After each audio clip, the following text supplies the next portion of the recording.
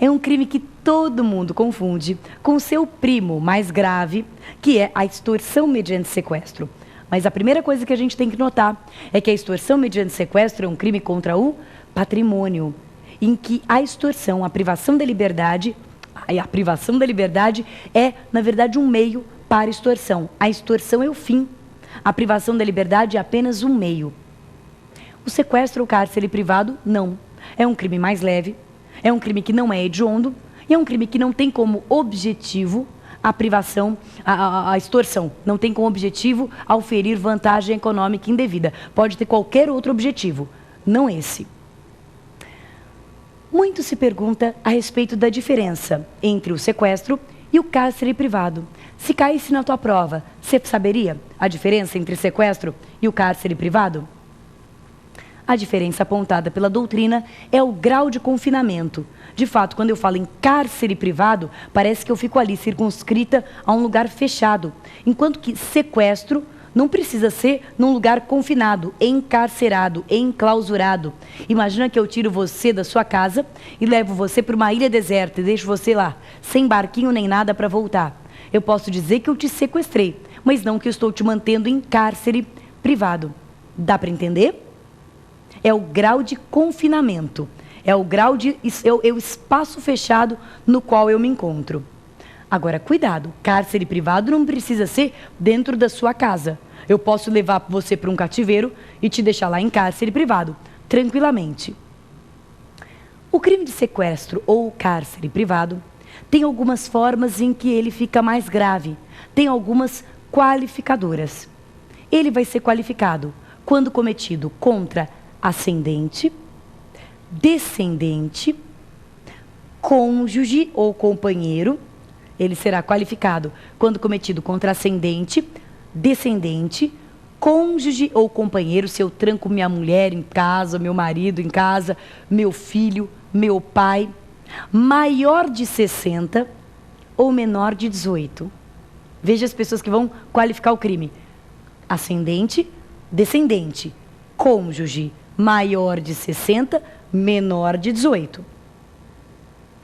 Além disso, o sequestro ou cárcere privado também vai ter uma pena aumentada quando for cometido ou quando a duração da privação da liberdade for de mais de 15 dias. Então veja, se ele durar mais do que 15 dias, ele vai ter uma pena aumentada, vai ter uma qualificadora, vai apresentar uma forma qualificada. Não existe um tempo mínimo, desde que seja um tempo juridicamente relevante para caracterizar o sequestro. Mas se ele durar mais do que 15 dias, ele fica qualificado. Então, anota aí. Ele pode ser qualificado em razão do sujeito passivo, ele pode ser qualificado em razão da duração. Além disso, ele também pode ser qualificado se for cometido por meio de internação da vítima em casa de saúde. Isso é um caso muito dramático. Imagina que eu interno aí meu pai contra sua vontade, sem necessidade, numa casa de saúde, sem que ele queira. Trata-se de sequestro ou cárcere privado com pena aumentada, através da internação da vítima em casa de saúde ou estabelecimento similar. Quarta qualificadora. O sequestro também vai ter uma pena aumentada quando for cometido com fins libidinosos. Isso é muito importante, porque antigamente havia um crime chamado rapto, que era justamente a privação da liberdade com fins libidinosos. Esse crime foi extinto, revogado em 2005, mas não houve uma verdadeira abolitio criminis. A conduta não foi descriminalizada, continua sendo crime, e um crime até mais grave do que o antigo rapto, que é o sequestro ou cárcere privado qualificado pelo fim libidinoso. E por fim, a última qualificadora é quando dos maus tratos ou das condições da detenção. Então veja, não precisa ser nenhuma consequência da violência, mas uma consequência das condições em que a pessoa ficou ali privada de sua liberdade, advém grave sofrimento físico ou moral.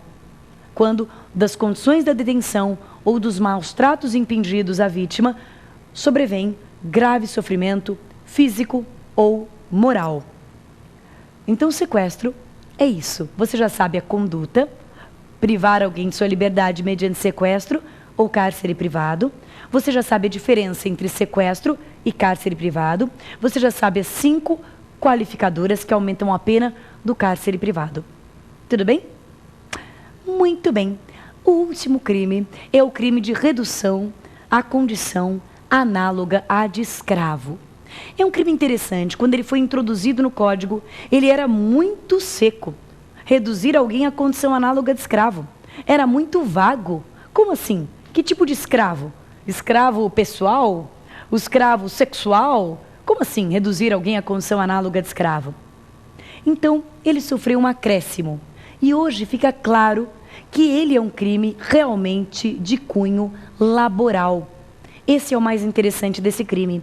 O crime de redução à condição análoga de escravo é um crime que, embora não esteja dentre os crimes contra a organização do trabalho, é um crime, na verdade, contra a organização do trabalho. E tanto é que o STF reafirmou posição anterior, embora não seja pacífica, é majoritária no Supremo, no sentido de que o crime de redução à condição análoga de escravo é de competência da Justiça Federal, tal como a Constituição Federal preconiza para os crimes contra a organização do trabalho. Então, é de competência da Justiça Federal. Ok? Muito bem. Todo mundo, eu acho que principalmente em determinada fase da vida, em que está aí começando no emprego, está aí começando no estágio, se sente um pouco escravo. Mas o que é de verdade a redução à condição análoga de escravo? Consiste em submeter alguém a condições de trabalho degradantes, a jornada de trabalho exaustiva, claro, tudo fora do permitido em lei, jornada, porque há trabalhos que são exaustivos por si só. Isso não é trabalho escravo. Há jornadas de trabalho exaustivas ou impedir o abandono do local de trabalho, e aí através de inúmeros meios. Então, quer dizer, além dessa questão das condições de trabalho, condições degradantes de trabalho, jornada exaustiva, existem várias modalidades desse crime que tratam da liberdade propriamente de locomoção, de impedir que o trabalhador abandone o seu local de trabalho por exemplo, dívida contraída com o empregador, por exemplo, retenção de documentos do empregado, por exemplo, não fornecimento de meios de transporte. Né? Se você pensar num lugar de trabalho muito distante, o não fornecimento de meios de transporte é muito comum. Dessas modalidades, na verdade, a mais tristemente comum no Brasil é aquela da dívida contraída com o empregador. É a escravatura por dívida, que existia desde os tempos de feudalismo e que, infelizmente, nos dias de hoje, ainda sobrevive no nosso país. Então, o sujeito vai trabalhar numa determinada fazenda, ele tem que comprar os mantimentos na mercearia da fazenda, na vendinha da fazenda, e com isso ele fica sempre com uma dívida que o impede de abandonar o local de trabalho. E o resto, vocês já viram aí nos jornais, na televisão, né? Toda a mídia em cima desses casos que infelizmente ainda perduram depois de tanto tempo da abolição da escravidão, e a gente tem casos realmente, tipicamente, de escravidão ainda no Brasil, e que precisam ser combatidos. E para combatê-los, nós temos que conhecê-los. E é isso que nós estamos fazendo no dia de hoje, estudando os crimes contra a liberdade individual. Terminamos por aqui o nosso tema do dia. Foi curto, mas foi completo. Você sabe tudo o que precisa saber para prestar uma prova de OAB ou de concurso envolvendo esses crimes. Mas ficou uma dúvida? Ficou um ponto sem esclarecimento? É para isso que a gente tem Pergunte ao Professor, tá bom? Não saia daí não.